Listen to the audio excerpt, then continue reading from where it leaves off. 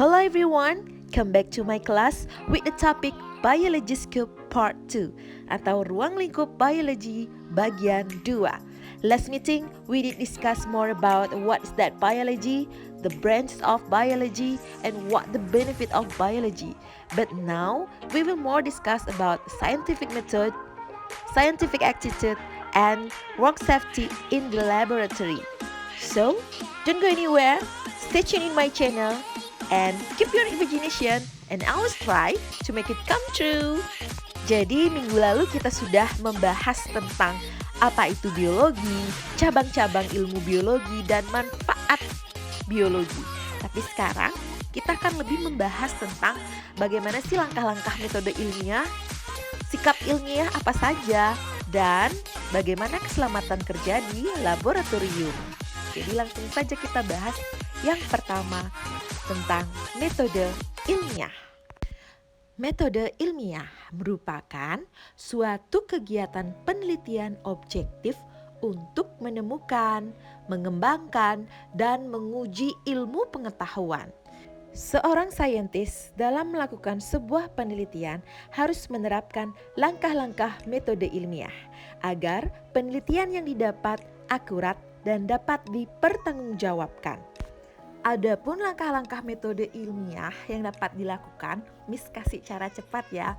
Masdahi eksolasim. Maksudnya yang pertama adalah masalah, baik dalam pemilihan masalah maupun perumusan masalah. Yang kedua, data, maksudnya pengumpulan data atau keterangan. Hipotesis, penyusunan hipotesis. Eksperimen, melakukan eksperimen atau percobaan. Pengolahan data, dan terakhir pengambilan kesimpulan.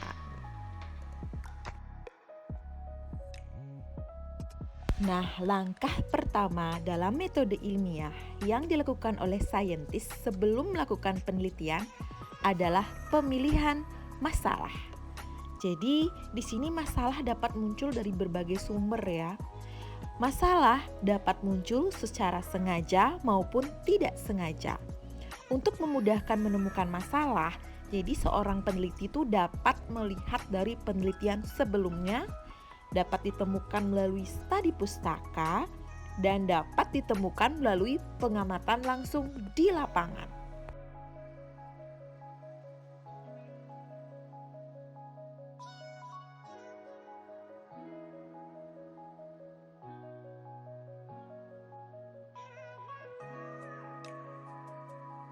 Setelah tahap pemilihan masalah, seorang saintis kemudian akan merumuskan masalah tersebut.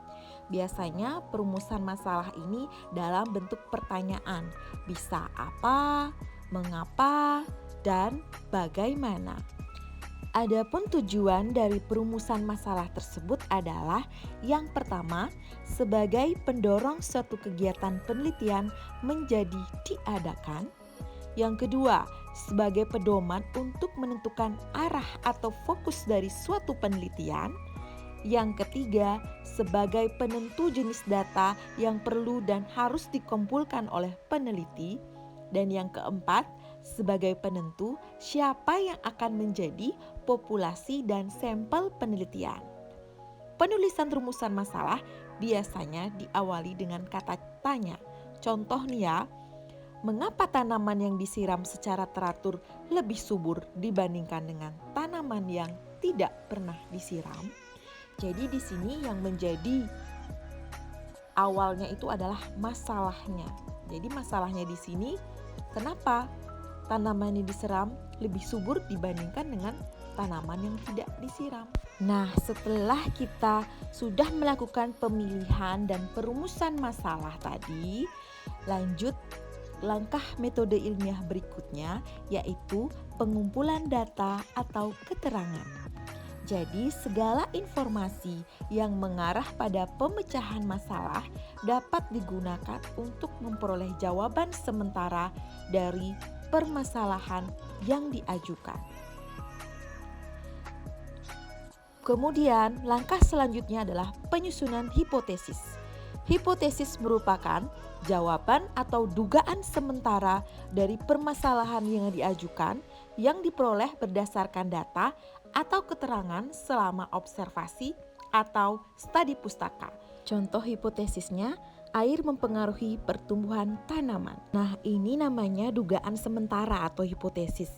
Kita tidak tahu apakah memang benar air mempengaruhi pertumbuhan tanaman. Jadi, untuk pengujian hipotesis dapat dilakukan melalui eksperimen atau penelitian. Apakah memang benar air tersebut mempengaruhi tanaman atau tidak? Dugaan sementara atau hipotesis ini dapat dijawab dengan melakukan eksperimen. Adapun macam kelompok penelitian ada dua, yaitu kelompok kontrol dan kelompok perlakuan. Kalau kelompok kontrol tidak mendapat perlakuan, sedangkan kelompok perlakuan pastinya dia mendapat perlakuan. Kelompok inilah yang kita sebut dengan variabel. Variabel merupakan faktor yang berpengaruh dalam suatu penelitian dan memiliki nilai yang dapat diubah. Macam-macam variabel ada 3, yaitu variabel bebas, variabel kontrol, dan variabel terikat.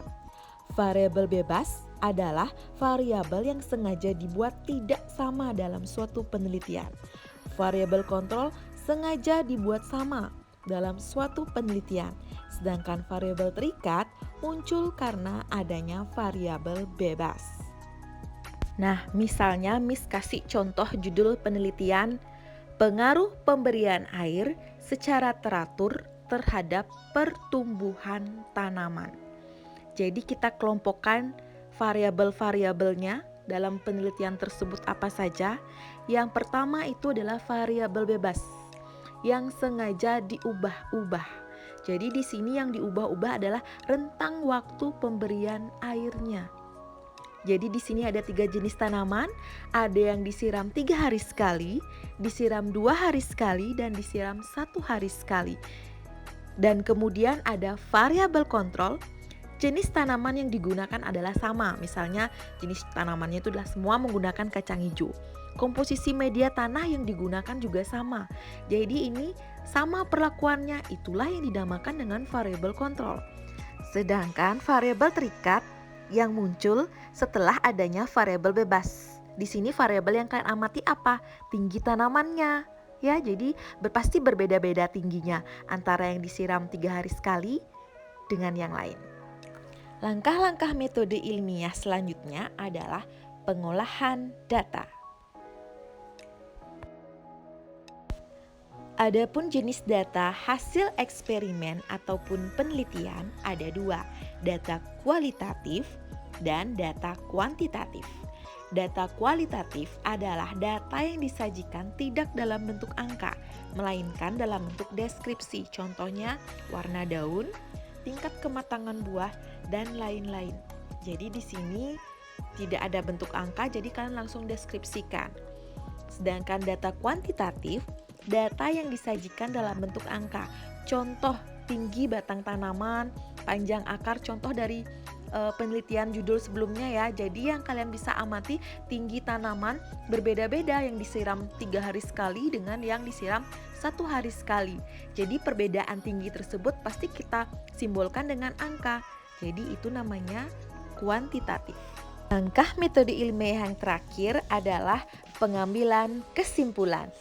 Kesimpulan mengacu pada hasil penelitian yang dilakukan. Kesimpulan dapat mendukung atau tidak mendukung hipotesis yang dibuat. Nah, jika kita lihat dari contoh penelitian tadi, berarti pengambilan kesimpulannya mendukung hipotesis, yaitu air memang mempengaruhi pertumbuhan tanaman. Nah, setelah mempelajari tentang langkah-langkah metode ilmiah, kita akan membahas selanjutnya tentang sikap ilmiah. Apa saja sih sikap ilmiah yang dilakukan oleh seorang saintis? Yang pertama, mampu membedakan opini dan fakta. Opini adalah keterangan yang belum dapat dipastikan kebenarannya.